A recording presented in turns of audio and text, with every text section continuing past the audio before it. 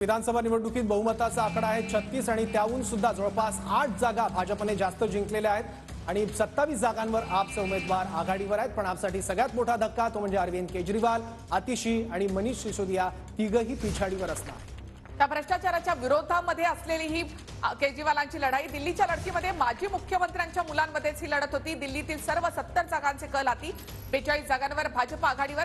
काँग्रेसच्या माजी सीएम शीला दीक्षित यांचे पुत्र संदीप दीक्षित हे देखील पिछाडीवर आहेत, तर भाजपचे साहेब सिंग वर्मा यांचे पुत्र परवेश वर्मा मात्र आघाडीवर। नवी दिल्लीमध्ये आपण पाहतो अरविंद केजरीवाल हे पिछाडीवर आहेत। दोन माजी मुख्यमंत्री सुद्धा सध्या पिछाडीवर दिसत आहेत। एकीकडे अरविंद केजरीवाल यांनी हे पिछाडीवर आहेत, त्यांना एकदाही या मतमोजणीमध्ये आघाडी घेता आलेली नाहीये। पण मोठा सेटबॅक आम आदमी पक्षात। तर पोस्टल मतांपासून ते ईव्हीएमच्या मतांपर्यंत अरविंद केजरीवाल, मनीष सिसोदिया आणि आतिशी या तिघांना देखील आता आघाडी घेता आलेली नाही। आपसाठी हा सगळ्यात मोठा धक्का असेल।